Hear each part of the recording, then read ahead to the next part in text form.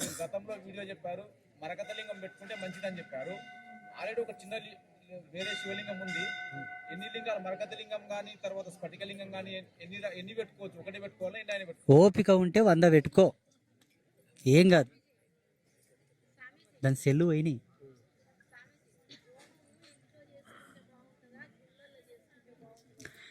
ప్రతి ఇంట్లో చేయాల్సింది హోమమే, కానీ ఇప్పుడు అన్ని పక్కన పెట్టి మడత పెట్టి మూసి పెట్టారు మన వాళ్ళు దుకాన్లన్నీ. ప్రతి ఇంట్లో చేయాలి హోమం. పూర్వం ఒక ఇంట్లో 3 యజ్ఞములు చేసేవారంట. 1 భూత యజ్ఞం, 2 ఈ దేవతా యజ్ఞం, 3 పితృయజ్ఞం. ఈ 3 యజ్ఞములు చేసేవాళ్ళంట రోజు ఇండ్లల్లో.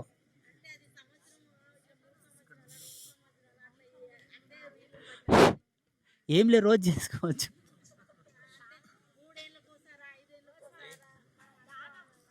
ఎట్లా వీలుంటే అట్లా చేయండి, ఏం కాదు. ఎట్లా వీలుంటే అట్లా చేసుకోవచ్చు. కర్మలు చేయకుండా ఉండాలి అంతే.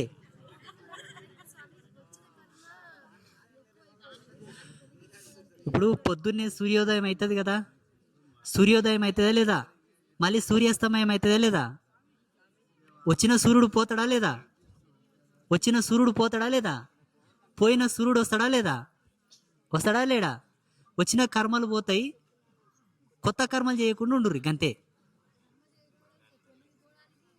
పోతాయి పోతాయి పోతాయి. బ్రహ్మదేవుడే వచ్చిపోతాడు, మనమే వచ్చిపోతాం, అయ్యోవా పోతాయి. కొత్త కొత్త కర్మలు చేయకుండా ఉంటే చాలు. ఇంకా మళ్ళీ నేను తొంచుకుంటేనే పోతా, నువ్వు నాటుకుంటేనే పోతా అంటే ఏం చేయనికే రాదు.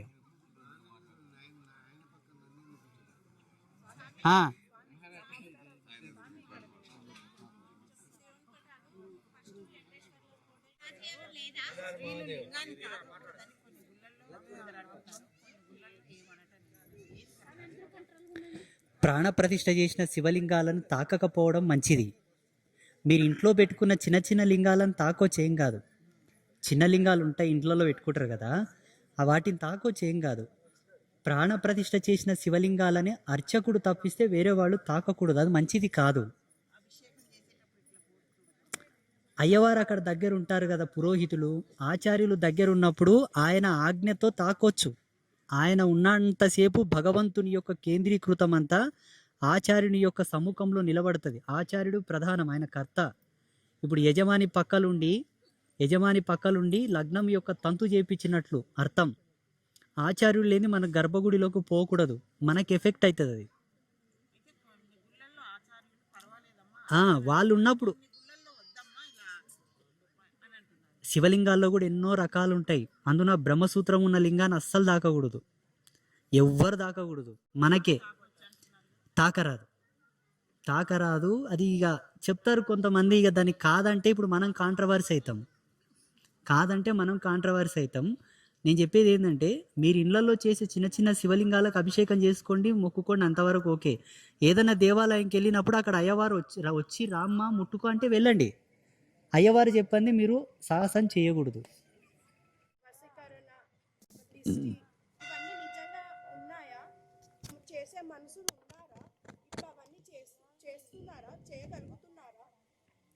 ఇంకొకటి ఏంటంటే, ఇప్పుడు మనం ఎక్కడికైనా పోతుంటే కొంతమంది చూసినా కూడా ఆ పని కాకుండా జాబ్స్లో అరే నువ్వు ఇలా మంచి చేసినావు అంటే నెక్స్ట్ డే నుంచి కాకుండా ఉండడం, అవి నిజంగా ఉంటాయి. ఇప్పుడు మాతాజీ అడిగిన మాట ఏంటంటే, చేతబడులు అనేవి నిజమా కాదా, అవి నమ్మొచ్చా నమ్మకూడదా, మాలాక చదువుకున్న వాళ్ళు నమ్మొచ్చా నమ్మకూడదా, మోటోళ్ళే నమ్మాలనా మేము నమ్మకూడదు అన్న కన్ఫ్యూజన్లో అంటుంది. ఇంకోటి ఏంటంటే, ఎవరైనా ఏదన్నా దిష్టి పెట్టినా ఏదైనా గుణుక్కున్నా అనుకున్నా వెంటనే నెక్స్ట్ టైం మా పనులన్నీ నెగిటివ్ రోల్లోకి వచ్చేస్తాయి. ఇవన్నీ నిజంగా ఉంటాయా నమ్మొచ్చా అనేది మీ సందేహం, అవునా? మీరేం చదువుకున్నారమ్మా? డిగ్రీ అయిపోయింది.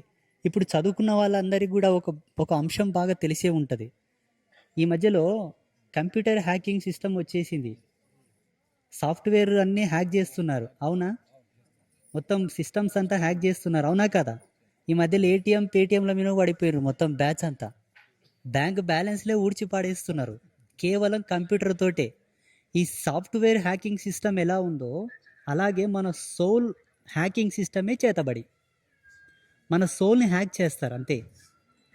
ఇప్పుడు ఈ స్మార్ట్ ఫోన్లతోటి కంప్యూటర్లతోటి టెక్నాలజీని యూజ్ చేసుకొని ఎలా వాళ్ళు హ్యాక్ చేస్తున్నారో మన సోల్ని హ్యాక్ చేసి లాక్ చేయడానికి పంచభూతాలను ఆసరగా తీసుకుంటారు. అవి చేసే వాళ్ళు ఉన్నారా?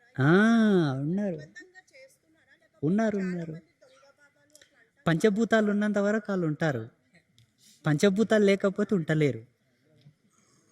ఉన్నారు వాస్తవంగా ఉన్నారు. కాకపోతే ఎలా తెలవాలి? మీరు గ్రహించాల్సిన అంశం ఏంటంటే నీకు చేతబడి జరిగిందని పర్టిక్యులర్లీ కొన్ని సిమ్టమ్స్ ఉంటాయి. ఆ సిమ్టమ్స్ ఉంటే తప్ప నిర్ధారణ చేసుకోకూడదు నాకేదో జరిగింది, నాకేదో ప్రయోగం అయిందని. మీకు మీరుగా సెల్ఫ్గా నాకు ఎవడో చేశాడంటే మీరు నష్టపోతారు తప్ప లాభం అయితే ఎక్కడ దొరకదు. ఏ క్షేత్రంకైనా దొరకదు, ఏ గురువుతోనికైనా దొరకదు, ఏ తాయితే పని చేయదు. ఫస్ట్ క్లారిఫై కావాలి, నీ మీద ఏదైనా ప్రయోగం జరిగిందా లేదా. అది ఎలా తెలవాలి మనకి చేతబడి అయ్యింది? ఉంటాయి కొన్ని లక్షణాలు కనబడతాయి. ఇప్పుడు లైక్ ఏదైనా ఒక రోగం ఉందంటే డాక్టర్లు కొన్ని సిమ్టమ్స్ చెప్తారు. ఈ సిమ్టమ్స్ చెప్పావంటే ఆయనకు ఆటోమేటిక్గా 90% రోగం అర్థమైపోయి ఉంటుంది. జస్ట్ క్లారిఫికేషన్ కోసం బ్లడ్ శాంపిల్, యూరిన్ శాంపిల్ తీసుకొని టెస్ట్ చేస్తాడు డాక్టర్. నువ్వు వెళ్ళి డాక్టర్ గారు నాకు ఇట్లా అవుతుంది అనగానే ఆయన పట్టేసుకుంటాడు. ఎందుకంటే ఆయన చదివింది అది కదా, ఏ రోగానికి ఏ లక్షణాలు ఉంటాయి ఆయనకు తెలుసుంటుంది కదా. అలాగే చేతబడి జరగడానికి కొన్ని సిమ్టమ్స్ ఉంటాయి. అవి తంత్రశాస్త్రం మంత్రశాస్త్రం మీద పట్టున్నోళ్ళకు తెలుస్తుంది, అందరికీ తెలియవు అవి. మరికొందరు ఎలా ఉంటారంటే మీరు అన్నట్టుగా దొంగ బాబాలు అన్నారు కదా, పొట్టకూటి కోసమే స్వామీజీలు అయింటారు. ఇప్పుడు ప్యూరిఫైడ్గా పర్ఫెక్ట్లీ మెడికల్ పాస్ అయిన వాళ్ళు పర్ఫెక్ట్ డాక్టర్లు, నాడి బట్టి కూడా రోగం చెప్తారు, ఒక్క గోలితోనే రోగం బాగా చేస్తారు. లంచాలు పోసి మెడికల్ సీటు కొనుక్కొని డాక్టర్లు అయిన వాళ్ళు కొంతమంది ఉంటారు చూడు, నెల రోజులు డాక్టర్కి తిప్పుకుంటారు కానీ రోగం బాగా చేయరు. మా స్వామీజీలలో కూడా మా బాబాజీలో కూడా 2 రకాలు ఉంటారు. కేవలం పొట్ట కోసం వేసుకున్న వాళ్ళతోనే బాగైతే లేదు. పర్ఫెక్ట్ అనుభవం ఉన్న వాళ్ళతోటి ఒకేసారికి నీకు ఆన్సర్ ఇచ్చి పంపుతారు, ఇంకా మళ్ళీ రావద్దని చెప్తారు డైరెక్ట్. మళ్ళీ నువ్వు రావాల్సిన అవసరం కూడా పెట్టరు వాళ్ళు. ఇది సిమ్టమ్స్ అన్నారు కదా, అంటే ఇప్పుడు ఆరోగ్యం బాగోకపోవడం, ఆన్ రికార్డెడ్ కెమెరాలో చెప్పకూడదు, సారీ. ఊకుండా నువ్వు అంత అందరు పిచ్చెక్కిపోతుంది అందరికీ.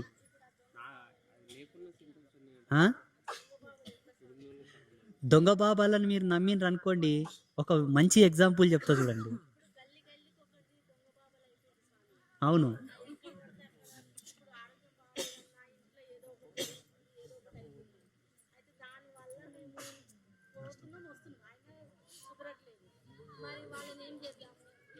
వాళ్ళని ఏం చేయకురు కానీ మీరే ఇంట్లో కూర్చోరు గప్పుగా.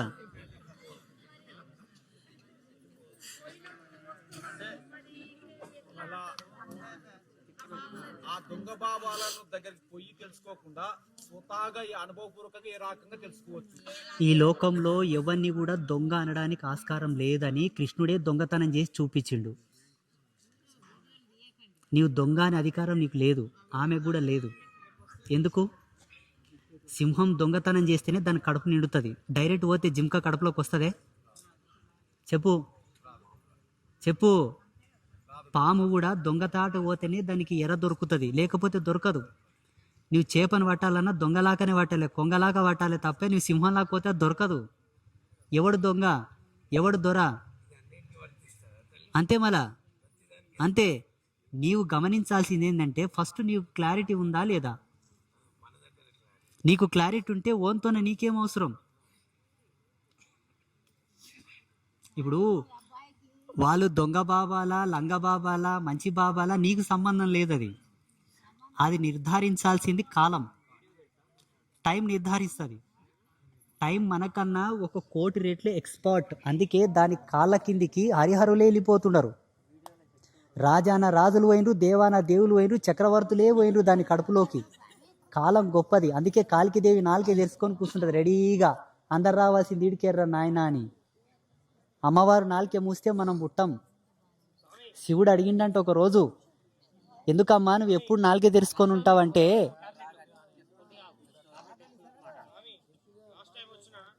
అందరూ శివుడు అడిగిండంట, ఎందుకు 4కే తెరుచుకొని ఉన్నావు అమ్మా నువ్వు అంటే, నేను 4కే మూసుకుంటే నీవు కూడా ఉంటలేవా అని చెప్పిండట. సీదా ఒకటే మాట, స్ట్రైట్ ఫార్వర్డ్. అట్లా అమ్మవారు చూస్తుంది ఎవరు దొంగ ఎవరు లంగ అని. మనం అనకూడదు, అనాల్సిన హక్కు కూడా మనకు లేదు. ఎవరి జీవితం వాళ్ళది, అంతేనా లేదా చెప్పండి. అర్థమైందా? రైట్, చెప్పప్పా. చేయాలని అని రెండు నమ్ముతాం మనం. ఇప్పుడు చెడు ఎట్లయితే అంత ఫాస్ట్గా ప్రవహిస్తుందో, ఇప్పుడు నేను ప్రజలు ఎవరైనా ఏ దేవుని దగ్గరికి వెళ్ళి ఎంత మొక్కినా కానీ మంచి అయితే అవుతుంది. అది ఎందుకని మంచి జరుగుతుంటుంది కానీ మీకు తెలియదు. మీ పాయింట్ ఆఫ్ వ్యూలో చెడు అయితే అయితే లేదు. ఎక్కువ ప్రవహిస్తుంది, అది బాధ. నీవు దృష్టి ఎక్కువ పెడతావు దాని మీద. ఇప్పుడు ఉదాహరణకి నీ అమ్మ నీ పక్కలు ఉంటుంది నాయన, ఇక్కడ పక్కన నీ లవర్ ఉంటుంది, ఎక్కువ ఎవరి మీద దృష్టి పెడతావు నాయన? వాస్తవం చెప్పప్ప, వాస్తవం చెప్పి ఎక్కువ ఎవరి మీద దృష్టి పెడతావు? అంటే దేవుళ్ళ దగ్గరికి వెళ్ళిన తర్వాత, మీరు పూజలు చేసిన తర్వాత భగవంతుడు నీకు ఇచ్చి పంపింటాడు. నీ మెచ్యూర్డ్ లెవెల్స్కి అది అర్థమైతే లేదు. గింతే తేడా. అర్థం చేసుకునే గుణం నీతో లేదు. చిన్నపిల్లాడు ఒక కత్తి పట్టుకొని ఆడుకుంటుంటాడు నాయన, ఎక్కడ నా బిడ్డకు తెగుతుందో అని చెప్పి తల్లి గుంజుకుంటుందే, వీడు ఏడుస్తాడు, నాకు నేను ఆడుకుంటా అంటాడు. ఇప్పుడు తెలిసి తల్లి ఇవ్వచ్చా? ఇవ్వకూడదు కదా. భగవంతుడు నీకు ఎక్కడ ఏడ పంపాలో అది పంపి ఉంటాడు. నీ కాన్సెప్ట్లు ఏముంటుందంటే నాకు ఇదే పద్ధతిలో కావాలని నువ్వు అనుకుంటావు, పసిపిల్లాడు ఏడ్చినట్లు. కానీ ఆయనకు తెలుసు నీకు ఎక్కడ ఏది పంపాలో, ఎప్పుడు ఏమి ఇవ్వాలో ఇచ్చి ఉంటాడు. ఇవ్వకపోతే అతను దేవుడు ఎందుకు అవుతాడు నాయన? నీలాక నాలాక మనిషి అవుతాడు. అర్థమైందా? ఇంకొకటి, ఇక్కడ ఉండే వాళ్ళకి అందరికీ ఒక చిన్న నమస్కారం, చిన్నదేంటి పెద్ద నమస్కారం. ఇది కలియుగం అన్న సంగతి మర్చిపోవద్దు దయచేసి. కలియుగంలో ఏం చేసినా నిదానం అవుతాయి నాయన. నువ్వు తపస్సు అన్న చెయ్యి, అనుష్ఠానం అన్న చెయ్యి, దీక్షలన్నీ, వ్రతం అన్న చెయ్యి, నోమన్న చెయ్యి, ఏమన్న చెయ్యి. కలియుగంలో పుణ్యం స్లో, పాపం ఫాస్ట్. అందుకే ఇది కలియుగం. అర్థమైందా బాబు? అర్థమైందా? ఇప్పుడు మీరు చెప్పిన విధానంలో ఒక చిన్న మాట గుర్తుకొచ్చింది నాకు. ఒక ఆయన తిరుపతికి పోయిండంట. తిరుపతికి పోయి ఇంటికి వచ్చేటాలకు ఆయనకు ఒక మంచి లాటరీ తగిలింది, కొన్ని డబ్బులు వచ్చినాయి. ఆనందపడ్డాడు, నేను తిరుపతికి పోయినా కానీ నాకు లాటరీ వచ్చిందని. రాత్రికి వెంకటేశ్వర స్వామి కలలో వచ్చి చెప్పిండంట, ఒరే నాయనా, నువ్వు నా కొండకు వచ్చినందుకు నీకు లాటరీ వచ్చలేదురా, నీవు కొండకు రాకునింటే కన్నా నీకు ఇంకా 2 లాటరీలు వచ్చేవి అని నేను చెప్పిండంట. నువ్వు నా కొండకు వచ్చినందుకు ఒకటే లాటరీ వచ్చిందని చెప్పిండంట. ఇప్పుడు ఆయన డైలామాల వరడా లాటరీ మనిషి, అర్నియమ పోకుటే బాగుండే గారా అనుకున్నాడంట. పరిస్థితులను ఎప్పుడే కానీ ఒక దృష్టితో చూడకూడదు, ఒకే దృష్టితో ఎప్పుడు చూడొద్దు. వస్తాయి వస్తాయి, రావు రావు, వస్తాయి వస్తాయి, రావు రావు. వచ్చిన దానికి ఆనందపడొద్దు, పోయిన దానికి బాధపడొద్దు. నువ్వేం తెచ్చుకున్నావని ఆనందపడతావు, ఏం తీసుకుపోతావని బాధపడతావు. ఇదొకటే గుర్తుపెట్టుకోవాలి. నువ్వు వచ్చేటప్పుడు ఏం తెచ్చిలేవు, పోయేటప్పుడు ఏం తీసుకపోవు, ఇవన్నీ నడమంతలవే. అందుకే ఇదన్నా మమ, ఏది పట్టించుకోవద్దు. Be happy and be happy to safety, be happy safety to enjoy. ఇలా ఉండాలి ప్రతి ఒక్కరు. మేమైతే గట్లనే ఉంటాం చూడప్ప, సన్యాసులం. మీరు అట్లుంటేనే బాగుంటుంది. ఇంకా మేమన్నా బాధపడాలి కానీ మీరు బాధపడకూడదు. నువ్వు దుఃఖించిన ప్రతి క్షణం, ఇప్పుడు మీరు రాజయోగులు మేము ఉండలేమని అన్నావు కదా, మేము సన్యాసులం. మేము దుఃఖించినా, బాధపడ్డా, లంగ పని చేసినా, దొంగ పని చేసినా, ఏం చేసినా కూడా మా వెనక ఏమీ ఉండదు. రాసేవాళ్ళు ఎవరు లేరు, అయిపోయిందంతా మాది. మేము ఇప్పుడు బ్రతికి తిరుగుతున్నామే తప్ప మా కర్మకు మేమే పిండం పెట్టుకొని సన్యాసించాం, అయిపోయింది మాది మొత్తం. ఏ డేటా లేదు మాది, సాఫ్ట్వేర్లో హార్డ్వేర్లో ఏ డేటా లేదు. కానీ మీది, మీ బ్రెయిన్ ఫంక్షన్ అంతా కూడా సాఫ్ట్వేర్, ప్రతి సెకండ్ రికార్డ్ చేస్తుంది ఇది. ఇప్పుడు సీసీ కెమెరాలకు బెదురుకుంటారు, మీ పాడుగాల. ఇది అసలైన సీసీ కెమెరా, మీకు తెలియదు. ఎవ్రీ సెకండ్ రికార్డ్ అవుతుంది. అట్లా రికార్డ్ చేసుకున్నదే పునర్జన్మకు హేతు అవుతుంది. ఇది సాక్ష్యం చెప్తుంది భగవంతునికి. ఇది సాఫ్ట్వేర్, ఈ బాడీ అంతా హార్డ్వేర్. నువ్వు ఎంత దుఃఖించావో అంతా నీకు అక్కడ ఫిట్ అయి ఉంటుంది. ఎందుకు క్షోభిస్తావు? నువ్వు క్షోభించింది, నువ్వు బాధపడ్డదంతా నీ పిల్లలు గట్టించిపోతావు. మళ్ళా తల్లిదండ్రుల యొక్క క్షోభ మంచిది కాదు, పిల్లలకు ఉసురైతుంది.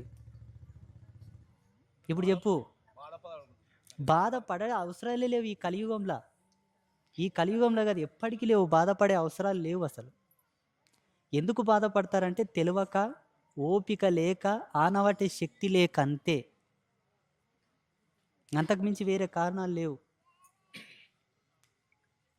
అనుభవపూర్వకంగా అనుష్ఠాన విధిలో ఆ బాధ అనేది మొత్తం రెసిస్టెన్స్ అయిపోయింది. రాత్రి అనుకున్నాం మా కుటుంబంలో, ఇప్పుడు మీ ద్వారా వచ్చింది అది.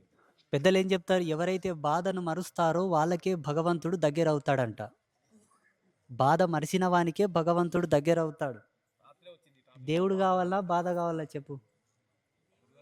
భగవంతుడు కావాలన్నా బాధ కావాలా? భగవంతుడు కావాలి. భగవంతుడు కావాలంటే బాధలు మరుసురప్ప. ఇప్పుడు మీరేమనుకుంటారు, ఇక్కడ ఉండే వాళ్ళందరూ కూడా పాపం వాళ్ళదేం తప్పు లేదు, అనుభవించేవానికి తెలుస్తుంది ఆ కష్టం ఏందో. నాలంటోళ్ళు 100 నీతులు చెప్తారు, ఏగేటోనికి తెలుస్తుంది ఆ బాధ ఏందో. ఇప్పుడు వాళ్ళకు ₹1,00,000 అప్పు అయింది అనుకుంటారు, ₹1,00,00,000 అప్పు అయింది అనుకుంటారు. బాగుంది, అప్పు నువ్వు పుట్టినప్పుడు రాలేదు, నడమంతా నువ్వు చేసుకున్నావు, పాయింటే కదా. సరే, నువ్వు చేసుకోకపోయినా నీ తల్లిదండ్రులు చేసిన అప్పు నువ్వు కడుతున్నావు, వీళ్ళైనా చేసింది అది, ఆయన పుట్టినప్పుడు కూడా వచ్చలేదు. సరే, అప్పు తెంపుకోవడానికి నీకు సౌకర్యం ఉన్నది, కనీసం 5 మెతుకులు తినలేని వాళ్ళు ఉన్నారు ప్రపంచంలో. 5 మెతుకులు కడుపులు వేసుకుని వాళ్ళు ఉన్నారు ఎంతోమంది. వాళ్ళని నేను కంపేర్ చేస్తే ఎవరు బెటర్? నేనే బెస్ట్. నీవు కాదు. ఆ ఉన్నవాళ్ళు 5 మెతుకు తినగలిగిన వాళ్ళు బెస్ట్. అందుకే ఎప్పుడే కానీ నిన్ను నీవు తక్కువ చేసుకోవద్దు. నీకన్నా దీనమైనటువంటి స్థితిలో లక్షల మంది బ్రతుకుతున్నారు, క్షణ క్షణం క్షణ క్షణం ఒక గండంలా. నేనైతే అదే మొక్కుతా అమ్మవారికి, సాలమ్మ నడవనికి కాలు చేయి మంచిగా పెట్టినావు, బుద్ధి పనిచేస్తుంది, మాటలు వస్తున్నాయి, చేతులు బాగా పనిచేస్తున్నాయి, తిన్నది అరుగుతుంది, బయటకు వస్తుంది, ధన్యోస్మి ధన్యోస్మి ధన్యోస్మి, ఇంకేం వద్దు అనుకుంటా నేనైతే. తిన్నది అరగనోళ్ళు ఉండరు, అరిగింది బయటికి రానోళ్ళు ఉండరు. కంపగాల గాలి పీల్చుకోకుండా ముక్కులపై పీడపై పాడపై పెట్టుకొని ఉన్నోళ్ళు ఉన్నారు ఎంతోమంది. అరగడానికి మెడిసిన్, అది కనిపిస్తలేదు వీళ్ళకు, అవి ఎవరికి కనబడవు. మళ్ళీ ఏదో ఏదో ఏదో ఏదో ఏదో ఏదో ఏదో అన్నట్టు ఉంటారు, అంతా ఆరాటం. నేనైతే గదే మొక్కుతా చూడు, పొద్దున్నే లేచి పొద్దున్న చూస్తున్న తండ్రి అంతే చాలు, శివ ఈశ్వర అంతే నా భాగ్యం అనుకుంటాను. ఆ స్థితికి రావడానికి రాజయోగులు ఏం చేయాలి? అన్ని ఇడిచిపెట్టిపోవాలి. ఇప్పుడు ఇంటి నుంచి బయటకు వెళ్ళేటప్పుడు ఆడవాళ్ళైనా మగవారైనా మనకి ఎదురుగా వస్తారు కదా, అట్లా భర్త చనిపోయిన వాళ్ళ ఆవిడ ఉంటుంది కదా, ఆమె ఎదురుగా వస్తే పని సక్సెస్ అయి వస్తుందా, లేకపోతే అట్లా అదొక చిన్న సందేహం. మంచి ప్రశ్న అడిగినావు నాయన, ముసలోళ్ళలా అడిగినావు, చూడనికే సోరో ఉండవు. మంచి ప్రశ్న అడిగినావు నిజంగంటే. భర్త చనిపోయిన స్త్రీ వైధవ్య స్త్రీ, విధవరాలు అంటారు మోటుగా. ఆమె ఏదన్నా శుభకార్యం కోసం మనం వెళ్తూ ఉన్నప్పుడు మనకు ఎదురొస్తే అది శుభమా అశుభమా, ఆ పనికి వెళ్ళొచ్చా వెళ్ళకూడదా, ఇది మంచి శకునమా అపశకునమా అని ఆ అబ్బాయి అడుగుతున్నాడు.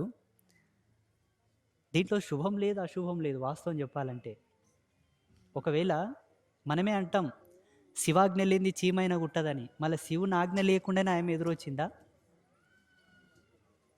శివుని ఆజ్ఞ లేని నువ్వు అదే టైంలో కడప దాటిపోతున్నావా? ఇవన్నీ ఎవరో కావాలని చేసిన కుట్రల కింద తీసుకోవచ్చు. ఒకవేళ భర్త చనిపోయిన స్త్రీ ఒక చోట ఎదురు రాకూడదని చెప్తుంది శాస్త్రం, ఒకే చోట, మిగతా ఏ ప్రదేశంలో కూడా అది అశుభం అని చెప్పలేదు. పిల్లి రావడం అన్నది కానీ, నల్ల పిల్లి రావడం అన్నది కానీ, లేకపోతే ఇంకా కొన్ని పిచ్చి పిచ్చి సెంటిమెంట్లను అడ్డు పెట్టారు, కానీ మా అనుభవం ప్రకారంగా అయితే అవి వాస్తవం కాదు.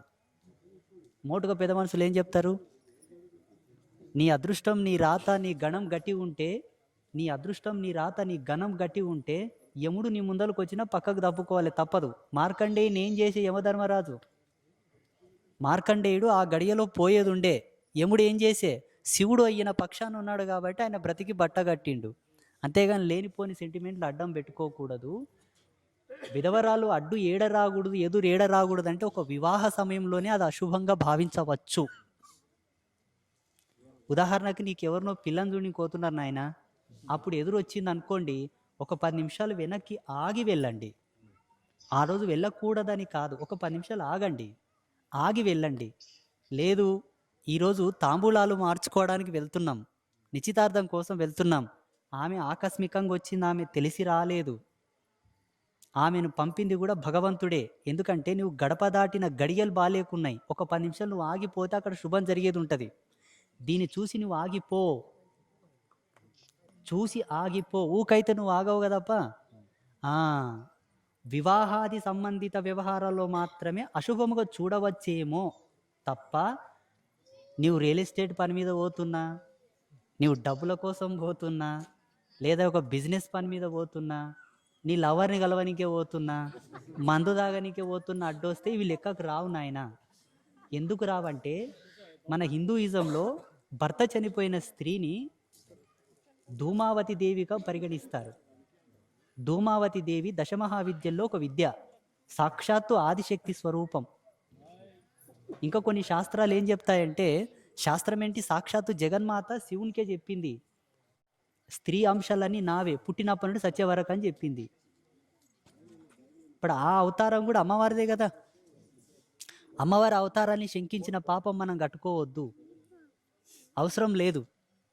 చాలామందికి ఇటువంటి సెంటిమెంట్లు ఉన్నాయి. ఇప్పుడు ఆ అబ్బాయి అన్నది వాస్తవమే, మా దృష్టి కూడా కొన్ని వచ్చినాయి, కానీ ఏం చెప్పలేక ఒక గప్పుగా పంపించిన వాళ్ళని. ఒక్కటి అర్థమైందా నాయనా? అర్థమైంది స్వామి. ఇంకోటి స్వామి, ఒకటి ఇది దేవుడి దగ్గర 3 దీపాలు పెట్టొద్దు అని అంటారు, పెట్టొచ్చా పెట్టొద్దండి? మంచి ప్రశ్న అడిగావమ్మా. ఇది సందేహం నాకు. మినిమం ఏం లేదన్న భారతదేశం మొత్తం ఈ సందేహం ఉంటుంది. అదే భారతదేశం యూట్యూబ్ లో మొత్తం. చెప్తున్నారు స్వామి, అందుకనే. 3 దీపాలు వెలగకూడదు, మంచిది కాదు. అచ్చా, సరే. పూజా మందిరం ఉందనుకోండి, అవునండి. పూజా మందిరం, ఆ. అక్కడ ఒక 100 మంది దేవుళ్ళ ఫోటోలు ఉన్న 2 దీపాలు పెట్టాలి. అచ్చా అచ్చా మళ్ళీ పెట్టాల్సి వస్తే 5 దీపాలు పెట్టొచ్చు, కానీ 3 పెట్టకూడదు. అచ్చా. ఇంకొకటి, ఈ పూజా మందిరంలో 2 దీపాలు పెట్టి పక్కన ఇంకోటి ఏదైనా ఎల్లమ్మ తల్లో ఉప్పలమ్మ తల్లో, ఇక్కడ నామదేవుళ్ళు ఉండరు, నామదేవుళ్ళ పక్కన ఈ దేవతలు పెట్టరాదని కొంచెం అరుగు దూరం పెడతారు. బండారు దేవతలది నామదేవుళ్ళే దూరం దూరం అట్లనే పెడతారు. పెట్టిన కొంతమంది సెంటిమెంట్గా ఫీల్ అయి పెడతారు. ఇక్కడ 2 దీపాలు, అక్కడ 2 దీపాలు పెట్టొచ్చు. ఇక్కడ 2 పెట్టి మళ్ళీ అక్కడ పెట్టకూడదు. ఇక్కడ 2 పెట్టి అక్కడ 1 పెట్టకూడదు. అంటే ఒక ఇంట్లో 3 దీపాలు వెలగకూడదు. వెలిగితే 5 దీపాలు వెలగాలి, లేదా 2 వెలగాలి. ఇది ఒకటి ప్రమాణంగా తీసుకోవాల్సిన అవసరం ఉంది. 3 దీపాలు ఎందుకు వెలగకూడదు అంటే దీంట్లో చాలా లోతుంది. మళ్ళా ఇంటి యజమానికి కొంచెం మంచిది కాదు, అది శాస్త్రీయ పద్ధతి కూడా అది విరుద్ధం. 3 దీపాలు వెలగకూడదు, 3 దీపాలు వెలగకూడదు. ఇంట్లో 3 పొయ్యిలు కూడా మండకూడదు. మీకు గ్యాస్ స్టవ్ మీద చిమ్నీలు ఉంటాయి కదా ఇలా వెలిగేటివి, అవి 3 ప్యానల్స్ ఉన్నాయి, ఉండకూడదు. అది కూడా కొంచెం చూసుకోండి. శుభమస్తు. అఖండ దీపం ఉన్న తర్వాత ఉపదీపం ఒకటే వెలిగించాలి, చిన్నది. 3 ఒత్తులు కలిపి ఒక ఒత్తిని చేసేయాలి, లేదంటే 5 ఒత్తులు కలిపి ఒక ఒత్తిని చేసేయాలి. అఖండ దీపానికి ఉపదీపం చిన్నది పెట్టాలి. స్వామి అట్లా పెట్టకూడదు, 3 దీపాలు అవుతాయి కదా.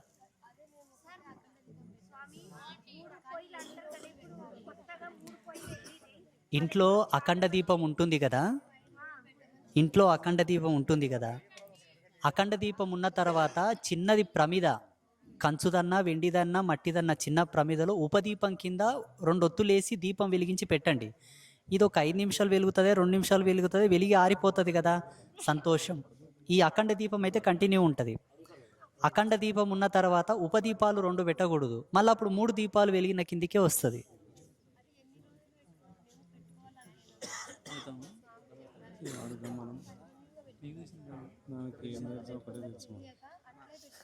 నూనె పోసే ఓపిక ఉంటే జీవితాంతం పెట్టొచ్చు, ఏం లేదు. అఖండ దీపానికి అటువంటి నియమాలు ఏమి ఉండవు. ఇంట్లో అఖండ దీపం ఉంటే ఆధ్యాత్మికంగా వచ్చేటటువంటి లాభాలు పక్కన పెట్టినా సైన్స్ ప్రకారంగా చాలా లాభాలు ఉన్నాయి, హెల్త్ బెనిఫిట్స్ చాలా ఉంటాయి. మనకు 99% డాక్టర్తో పోయే పని తగ్గుతుంది. ఇంట్లో అఖండ దీపం ఉంటే చాలా మంచిది. అది ఫోటోల దగ్గర పూజా మందిరంలోనే పెట్టండి. అఖండ దీపం ఇంట్లో ఉంటే ఆ ఇంటికి ఎటువంటి సమస్యలు రావు. ఆ జ్యోతి వెలిగినట్లనే ఆ ఇంట్లో అన్ని శుభాలు, అన్ని మంచి పనులు వెలుగుతూనే ఉంటాయి.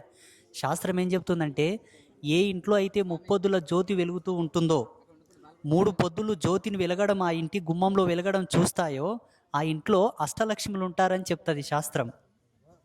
చాలా మంచిది అఖండ దీపం ఉండాలి ఇళ్లలో.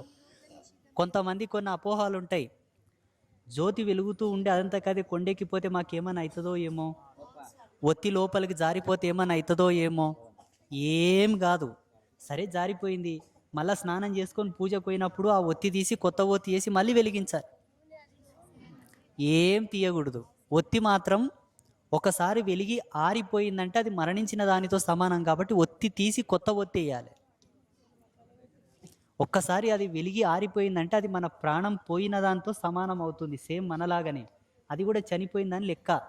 కాలిన ఒత్తిని మళ్ళీ అంటియరాదు, దాన్ని తీసి పక్కకేసి కొత్త ఒత్తేసి వెలిగించాలి. అవి చిన్న దీపాలైనా అఖండ దీపాలైనా.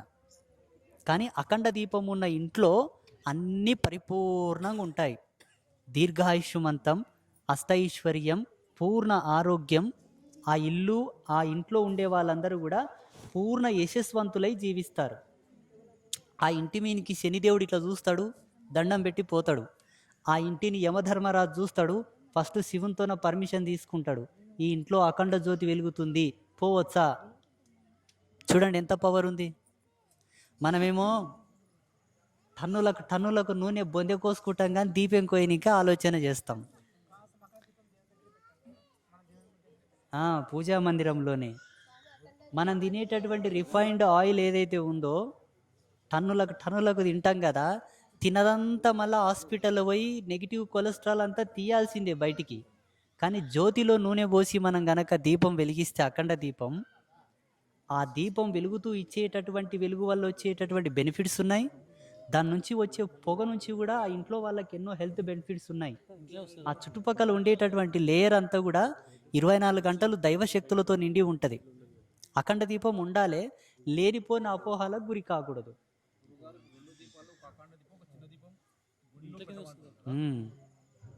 ఇంటి ఆవరణంలో తులసి కోట బయట ఉంటుంది. అక్కడ ఒక దీపం పెట్టాం, మళ్ళీ 3 అయితే కదా. తులసి కోట దగ్గర 2 దీపాలు పెట్టు, 4 అవుతాయి కదా. అట్లా 3 అవుతుంది, అక్కడ 2 పెట్టవాలి. పూజా మందిరంలో అఖండ దీపం ఉన్న తర్వాత ఉపదీపం పెట్టమన్నాను. తులసి కోట దగ్గర 1 పెట్టకుండా 2 పెట్టు, 4 అవుతాయి కదా. ఆవరణంలో మొత్తంలో 2 పెట్టాలి, 2 లేదా 4. అంతే అంతే, అదే ప్రధానం. అదే విధంగా ఉండాలి. మొత్తం పైన 3 దీపాలు వెలగకూడదు, అదొకటి చూసుకోండి.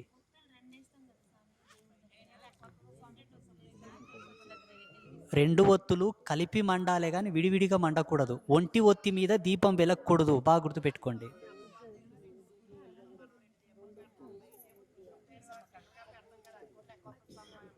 వస్తుంది. ఇప్పుడు ఇదొక ఒత్తి, అందరు చూడండి, ఇదొక ఒత్తి, ఇదొక ఒత్తి. ఈ 2 కలిపి మండితే అది ఒక దీపం కిందికే వస్తుంది.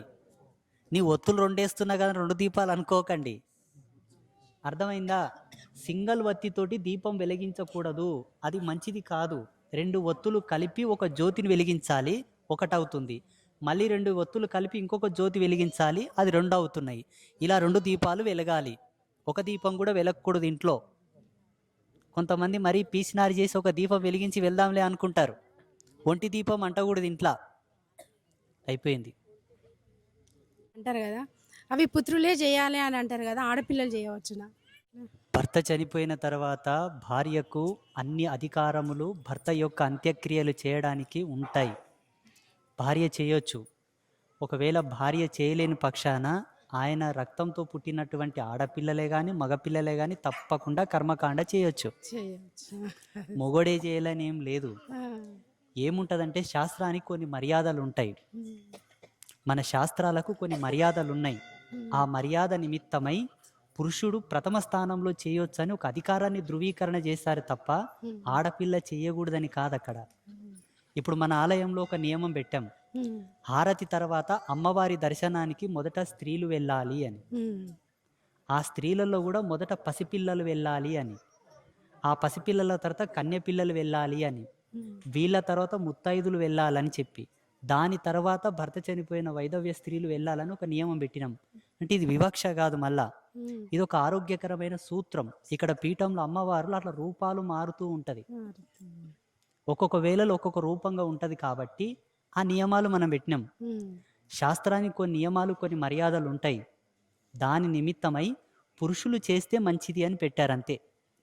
ఇక్కడ ఆడపిల్లలు చేయకూడదని కాదు, ఆడపిల్లలు కర్మకాండ చేయొచ్చు, పిండ ప్రదానం చేయొచ్చు, శ్రద్ధ తర్పణాలు వదలొచ్చు, అన్నీ చేయొచ్చు, ఏం అభ్యంతరం లేదు. లాస్ట్కు వాళ్ళు క్షౌరంలో చేసుకుంటారు కదా అబ్బాయిలు, అయితే ఆడవాళ్ళు అది చేసుకోలేరు కదా, ఎట్లా మరి? వాళ్ళకు గడ్డం ఉంటుంది, గడ్డం చేసుకుంటారు, మీకు ఉండదు కాబట్టి చేసుకోవాల్సిన అవసరం లేదు.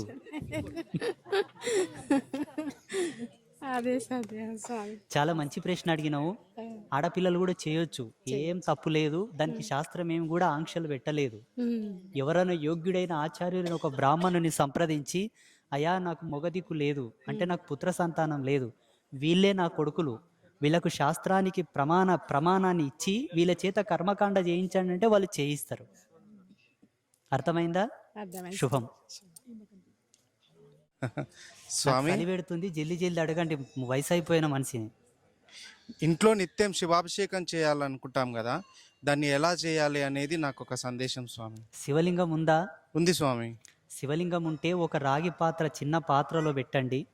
ఒకవేళ ఉంటే ఒక తమలపాకు వేసి తమలపాకు మీద పెట్టండి. రాగి పాత్రలో తమలపాకు, దాని మీద శివలింగం పెట్టండి. పెట్టిన తర్వాత నీళ్లు తీసుకోండి.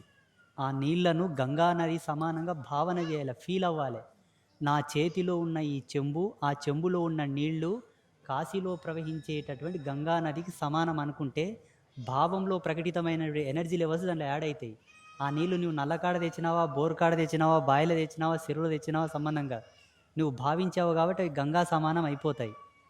లేకపోతే భారతదేశంలో ప్రవహించే అన్ని పుణ్య నదుల సమానమని భావన చేయి. మానస సరోవర జలమని కూడా భావన చేయి. ఆకాశ గంగాని కూడా భావన చేయి. నీ భావం సత్యమైతే అవి మారిపోతాయి. అట్లా అనుకొని ఓం నమ శివాయ అని చెబుతూ నీళ్లు పోసేసేయి. లేదంటే రుద్రం వస్తే రుద్రం చదువు, నమకం వస్తే నమకం చదువు, చమకం వస్తే చమకం చదువు, ఏది రాకపోయినా పురుష సూక్తం చదువుకుంటూ అంత అయిపోయిన తర్వాత జలాభిషేకం అయిన తర్వాత భస్మం పెట్టి ఒక బిల్వదళం పెట్టి దండం పెట్టుకో. అదే శివాభిషేకం. సరేనా? థ్యాంక్ యూ స్వామి. అర్థమైనా? ఏమన్నా కన్ఫ్యూజన్గా చెప్తేనే ఏం లేదు స్వామి. గుడ్డోడు కూడా చేస్తాడు.